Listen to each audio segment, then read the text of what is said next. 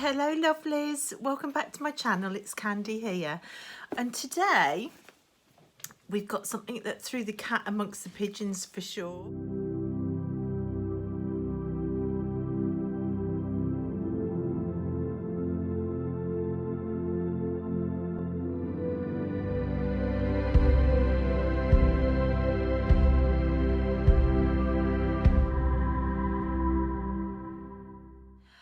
So in my last video, I mentioned that I have been learning tarot for 8 months and I've only been using one system just because it was just too much for my mind to cope with Marseille and Thoth and Rider-Waite. So I picked one.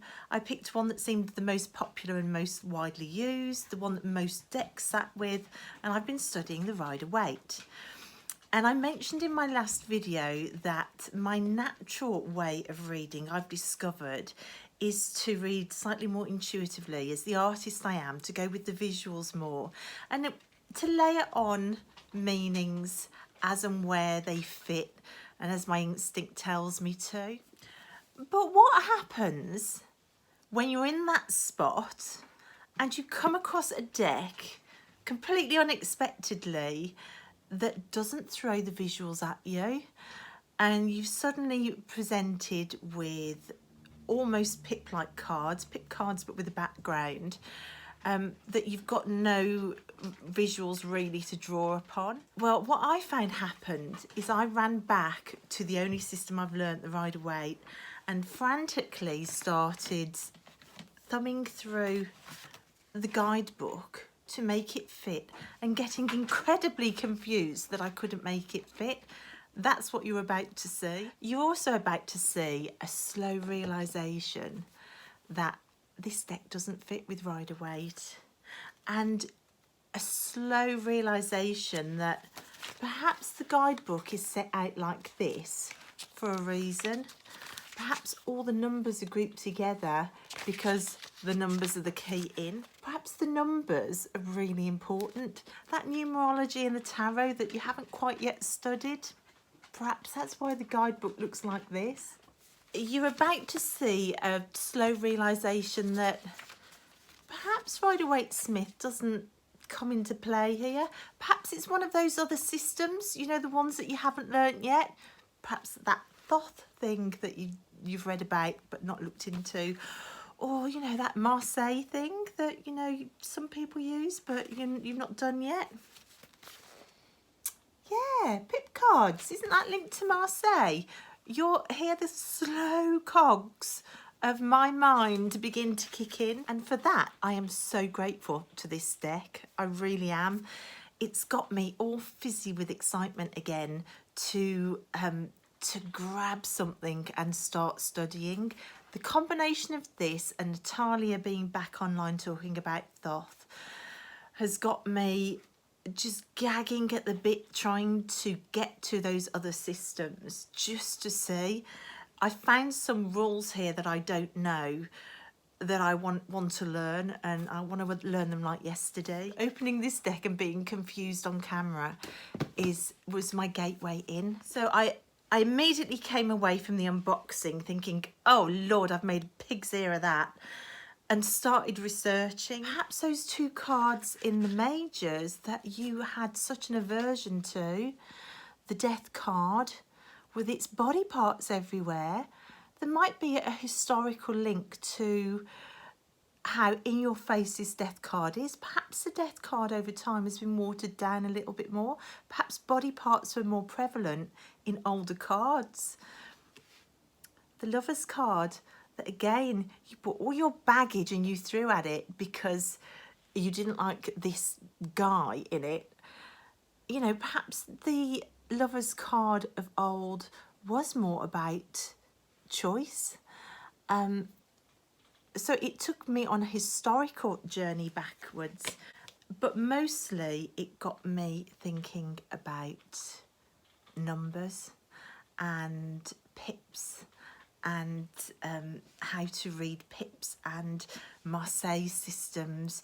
It got me researching old decks. I have left the unboxing as it stands, so you can see somebody authentically learning tarot out loud and the process that took me down, that confusion opened a doorway to looking at numerology, number symbols, how to read pip cards.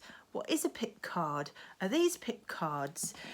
Is the fact that there are backgrounds in them, does that make them something different to a pip card?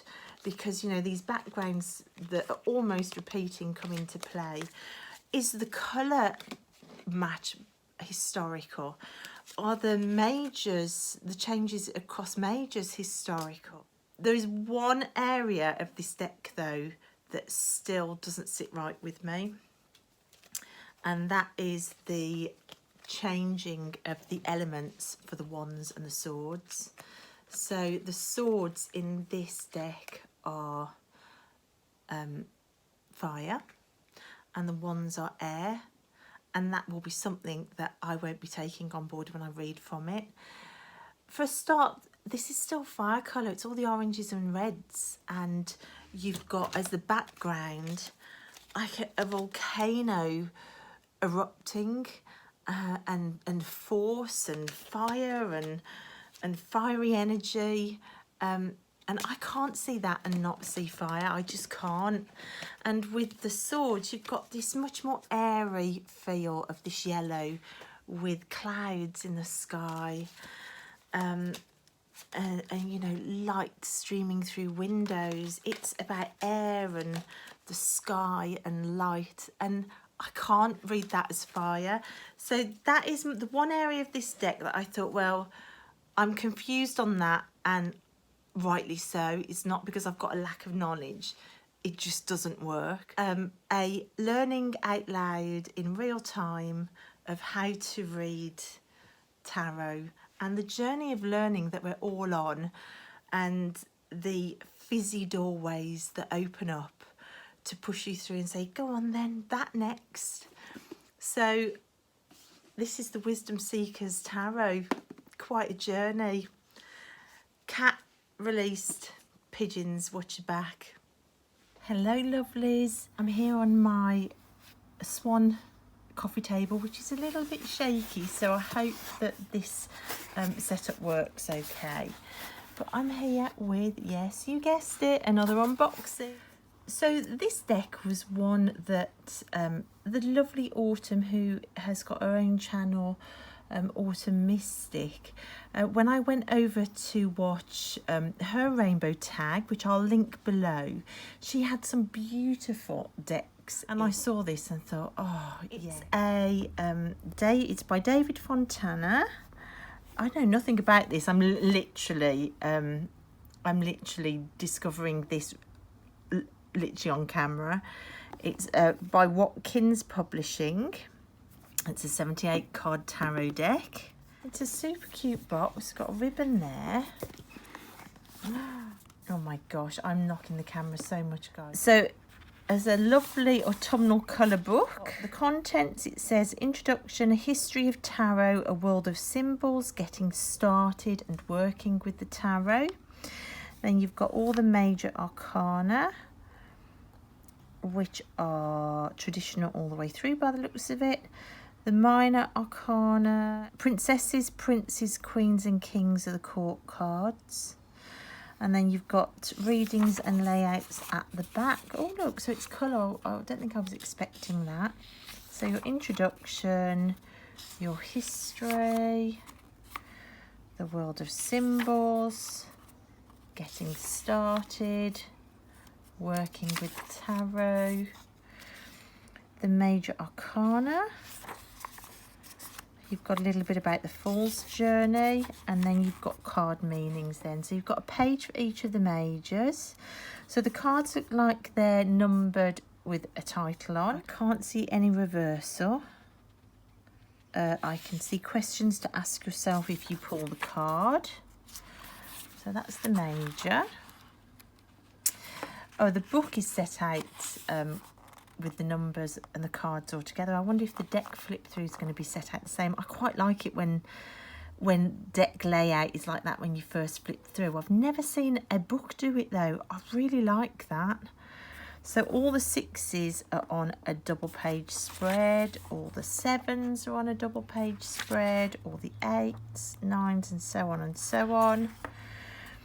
You've got, oh this is nice, you've got a little bit of information about court cards and then the keywords for each, and the suits are wands, cups, swords and pentacles.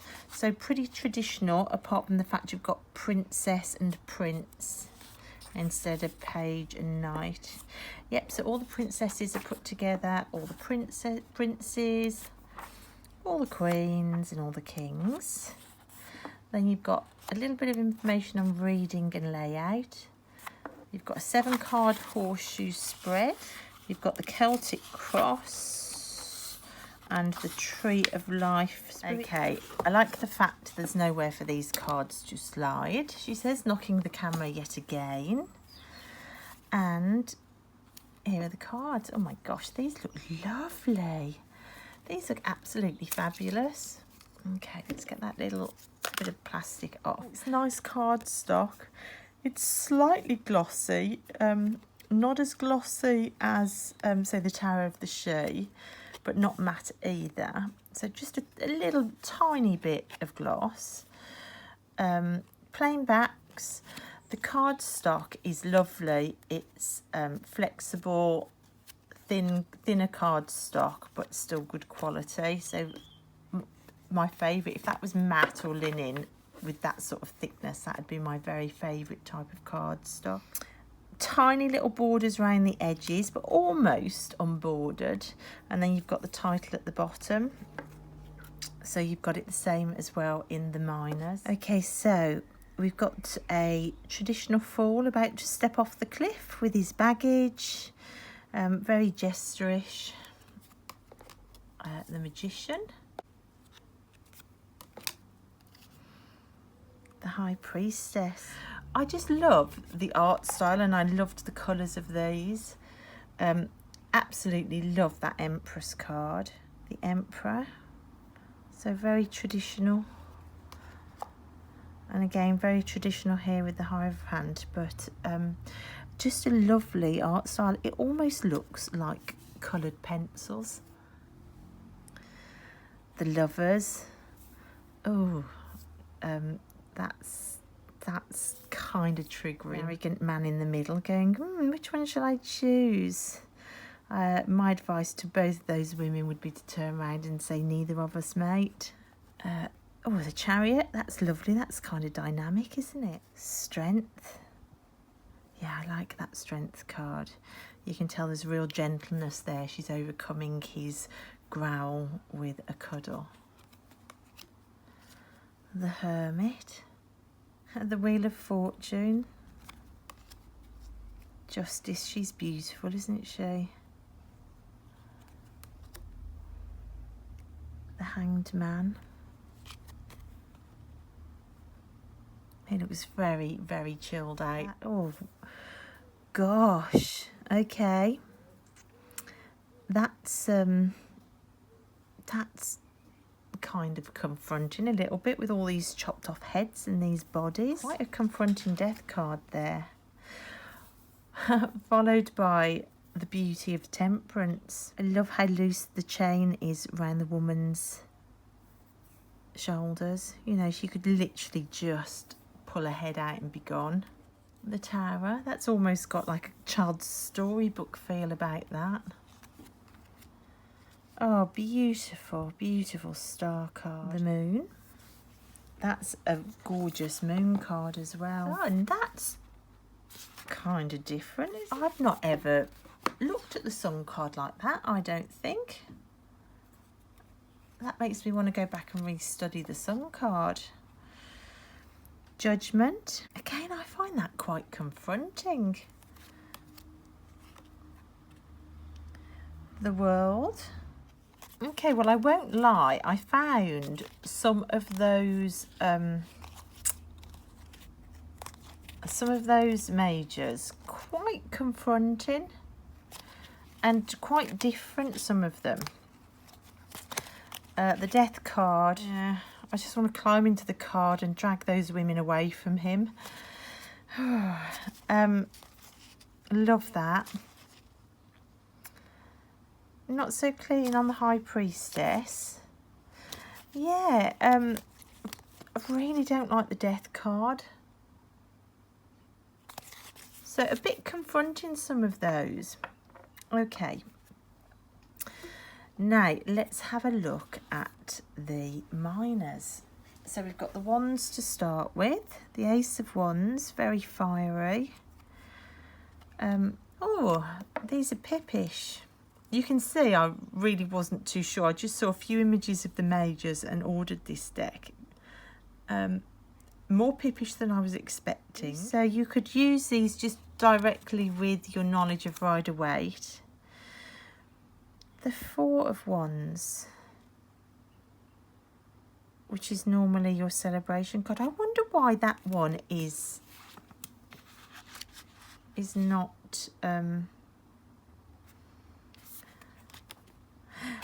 yes, you know, I would have thought that would look more suited to the Rider-Waite Four of Wands than that. So I wonder what this imagery denotes. I mean, the Six of Wands, I get that with the victory.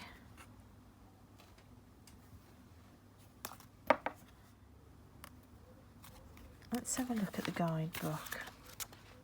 I think, see, this book is talking a lot about the symbolism of the numbers, what the number means, the numerology of tarot. So see, look here with the fours. The 4 is traditionally the number of the earth. There are 4 seasons, 4 directions, 4 primal elements, 4 archangels. In Buddhism, there are 4 noble truths. So it gives you all the symbolism behind the number. Human beings have 4 limbs. The number 4 brings structure and order. So all of this is about the symbolism of the number. What we've got here, which I'm just realising literally as I'm sitting here, is we've got a deck, rather, that's in a book that is describing the numerology of tarot. This is going to surprisingly give me a deeper dive into the symbolism of the numbers, which I've not done yet. So I think, guys, I've inadvertently brought myself a deck that is yet again a new system. I mean, I know it can be used as a you know, just you go with the whatever you pull and you go with the meaning.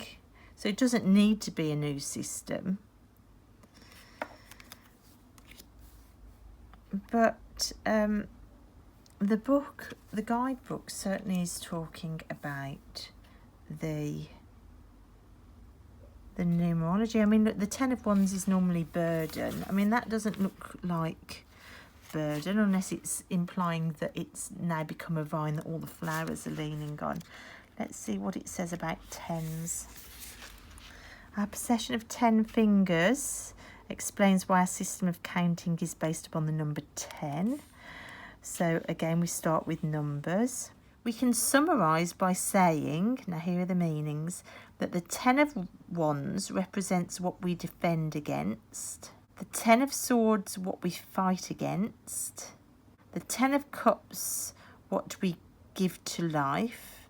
And the 10 of Pentacles, what we take from it. So it is different. Oh boy, I found myself a different type of deck. Okay, so we've got Princess, the Prince, the Queen, and the King. So really different. I am really surprised. Not at all put off. I've got to admit, I love having anything that can give me a open door into other ways of learning, and I think I've inadvertently done that with this deck. Right, so we've got cups here. So again, we've got this scene here that changes with these pip-like cards. So the ace, the 2, the 3, the 4. Now, the 4 of Cups is normally that idea of not seeing what you've got and of boredom, but it looks like the journey card in this. the Five of Cups, which is normally sorrow. It says in here, the Five of Cups, because two of the Five Cups are regarded as containing something sweet tasting and two as something bitter tasting, with the fifth being either sweet or bitter, but with no clues as to which it actually is. It's an element of risk. So not sorrow, it's risk. So this is really different. This is really using some meanings behind the numbers. The Six of Cups. Oh, there's the boat again on the Seven of Cups. But you've got the cups off the boat this time. They were on the boat there. And they're off the boat on that one. So the Four of Cups, which would normally be our boredom kind of card. The Four of Cups, on the other hand, represents secrecy, depth, introversion, the occult, things of the mind, and a shifting fluid nature. And then the Seven of Cups.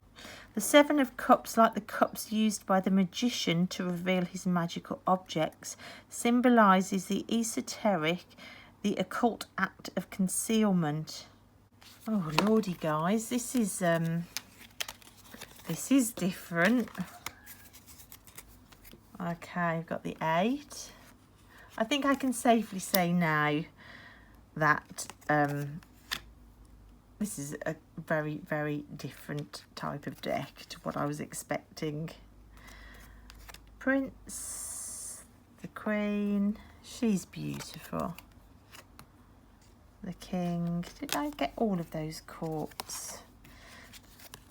There we go, I thought I'd missed one. So we've got the Princess, oh she's gorgeous. Okay, are we ready for this? The Swords. Got the Ace, the Two, the Three. So that would be your heartbreak card. What is it in this deck? Three symbolises the creative process that begins after one becomes two and starts to culminate. In Christianity, it represents the Holy Trinity, and it goes on to say what it is in different religions. Three of Swords is the agent of change, because fire, the element linked with swords, transforms. Hang on a minute, we've got swords linked to fire and one's linked to air. Oh.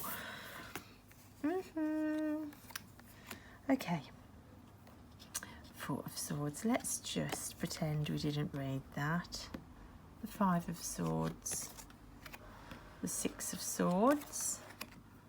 The Seven. The Eight. The Nine.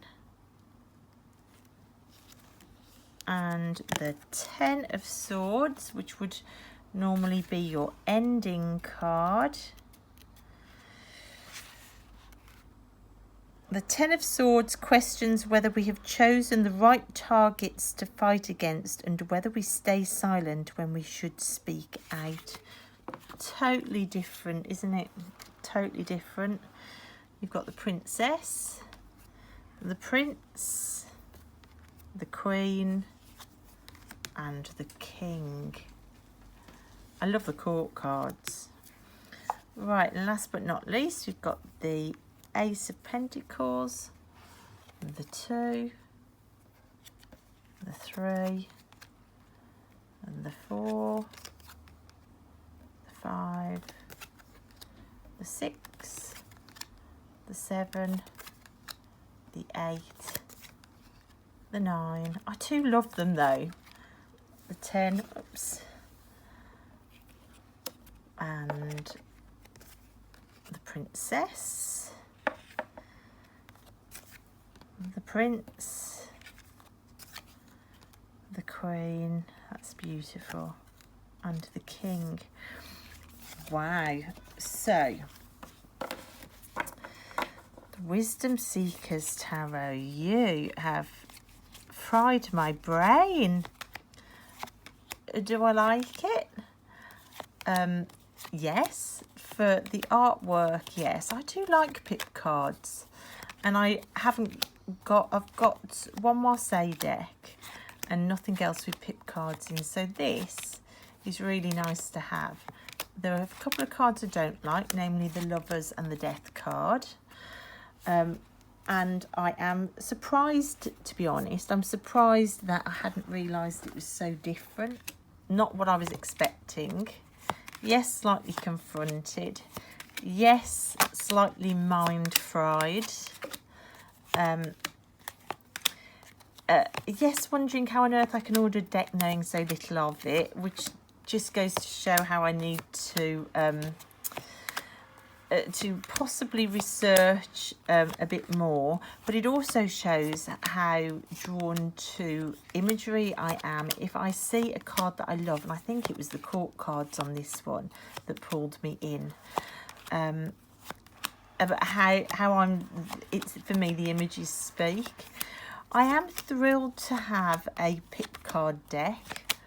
I am thrilled actually to have a book where I can get to understand, love that, can get to understand numerology more. I love these court cards. I love that Queen of Cups. Slightly wondering how on earth I'm going to get all these decks studied and all this learning integrated to the point that it's useful. But then isn't that the nature of learning tarot? Let's not chuck reversals in. They do look lovely together, don't they? So guys, that's my walkthrough of the Wisdom Seekers Tarot. If you already knew what this deck was about, I'm sorry if my complete lack of understanding of this deck made you giggle. Well, I'm not sorry. If it made you giggle, then that's good. Okay guys, thanks for watching. Bye.